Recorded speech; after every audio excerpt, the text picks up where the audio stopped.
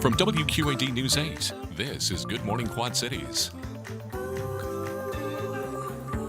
Good morning, Quad Cities. We have made it to Thursday, Friday light. It's also National Truffle Day. That sounds good. I'm David Bohlman. And I'm meteorologist Andrew Stutzky. Good morning. Good morning. Today would be a good day to hit up all of our local chocolate shops. Chocolatiers working hard making those truffles out there. Yes. You're talking about storms, but at least that would be the sweet side of it. Yeah, that's true. Yeah. I see what you did there. That sounds so good. Even at 5 o'clock, chocolate just, Yeah. It's the spot. Well, it's just about lunchtime for us. That's true. Yeah, you're right. More the reason. Maybe on breakfast break we'll have to go do that. We've got some showers and storms we're going to be tracking for you here this morning. Coming up in just a second, I'll show you those on radar. Let's start with the traffic. Interstate 80, live look at that, not showing any difficulty right now. I-74 is also good. And your bridges, as we get a quick look at those, also appears we're in really good shape. Let's go to live Doppler radar, where we've got some electrified showers and thunderstorms to the southwest of the Quad Cities. There you see them. We'll put the loop on this. And also we'll put a little bit of a tracker to see when we expect those to arrive in many of our hometowns. So we're talking Mount Pleasant about 5:30. Muscatine a little bit after the 6 o'clock hour, and then here in the Quad Cities between 6:30 and 7. So just as we're wrapping up Good Morning Quad Cities, we'll start to see that activity move in. No severe weather right now, and I'm not expecting that this morning. A little more potent line sitting off to the west of that into western Iowa. That'll be in here as we go into about the noon hour. 57 this morning, a little bit cooler. East wind at about 8 miles an hour. So we take it through the school day tracker. Yep, we're going to need those umbrellas for sure today, but we will still hit the 70s this afternoon. We do have that threat track 1 out of 5 still in place for the Quad Cities. We'll time out, of course, when we can see that stronger line of storms move through. And I do want to get you into the weekend as well. We'll track a weekend's best coming up. Thank you. Overnight, the body of the 5th construction worker killed in the collapse of the Key Bridge in Baltimore has been recovered. Maryland police say the 49-year-old was found by salvage teams. 8 workers were on the bridge at the time that it was hit by a cargo ship in March. 2 people were rescued. 1 still has not been found. The U.S. Army Corps of Engineers say the Baltimore port is expected to fully reopen by the end of this month. Overnight, protesters clashing with police from New England to California as unrest continues on college campuses. ABC's Lionel Moise reports. This morning, more college campuses in crisis as protests over Israel's war in Gaza grow more confrontational. The LAPD declaring a citywide tactical alert last night as officers in riot gear responded to a massive crowd at UCLA. The previous night, a brawl erupting on campus after counter-protesters tried to break down a pro-Palestinian encampment. The violence unfolding for more than 2 hours before police moved in. The school, which has its own police force, is now vowing to investigate the response.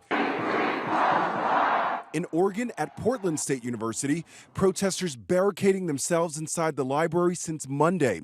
Despite the school telling them to leave immediately, food and bedding was seen being delivered.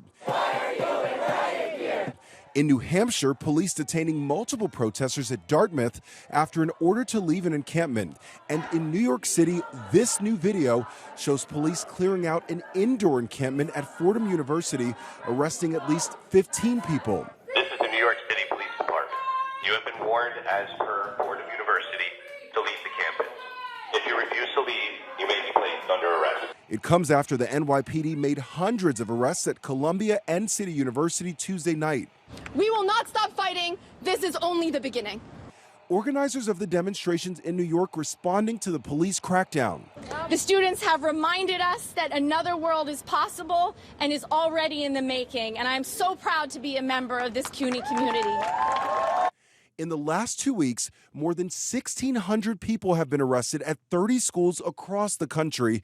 In many cases, so-called outside agitators are blamed for stoking student protests. Lionel Moise, ABC News, New York.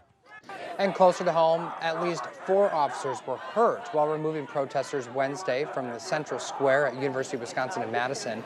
A spokesperson at the school says one of the injuries was a state trooper hit in the head with a skateboard. The school says at least 34 people were arrested, but most were released without a citation.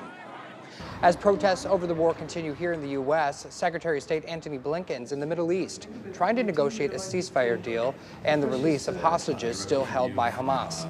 This comes as Israeli Prime Minister Benjamin Netanyahu is vowing an offensive against Rafah. That's where more than 1 million displaced Palestinians are staying. Blinken says he's also focused on making sure humanitarian aid gets to Gaza. But we're determined that people get the assistance that they need. And we're doing that in parallel with seeking to secure a ceasefire and the release of hostages. That's also the best way to create an environment in which we can maximize assistance getting in, ease the suffering of people, and also create the conditions for an enduring, lasting peace. And Blinken is blaming Hamas for not taking what he's calling an extremely generous Israeli ceasefire offer.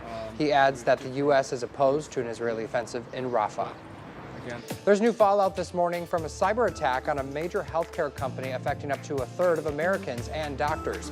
Well, the attack happened months ago, but now the CEO is shedding light on how the hackers pulled it off and that ransom that was paid. ABC's Perry Russell reports. The CEO of United Health says the company paid $22 million to hackers who broke into one of the company's subsidiaries, handling prescription orders and payments to doctors. This was one of the hardest decisions I've ever had to make. CEO Andrew Whitty in front of a Senate committee yesterday saying the hacking group Black Cat broke into a crucial data system, stealing massive amounts of patient data. Doctors were left without a way to fill prescriptions or be paid. Some doctors still not paid after 9 weeks. Your company on your watch let the country down. United Health manages more than 1/3 of all patient records in the U.S. and oversees 1 in every 10 doctors across the country. Whitty says the hackers were able to get in partially because the company's system did not have a basic safeguard used by everyday apps like Facebook and Gmail. The portal they accessed was not protected by multi-factor authentication. This hack could have been stopped with Cybersecurity 101. The committee slamming the security lapse, one senator holding up the book, Hacking for Dummies. This is some basic stuff that was missed. So shame on internal audit, external audit, and your systems folks tasked with redundancy. They're not doing their job. Some senators arguing because of the size of United Health, any hack poses a national security threat. I believe the bigger the company, the bigger the responsibility to protect its systems from hackers. Perry Russell, ABC News, Washington. The CEO says United Health will now require multi-factor authentication. He says the breach cost the company $900 million. That's not including the $22 million ransom payment. The timer now 5:08 on this Thursday morning. Still ahead, chemicals in our local waterways. How Tyson Foods is responding to a new report saying that they dumped millions of pounds of pollutants in both Iowa and Illinois.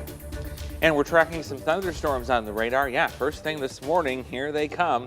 We'll track what some of these could bring a good rush of wind as we go throughout your Thursday here, plus a weekend's best to track as well coming up.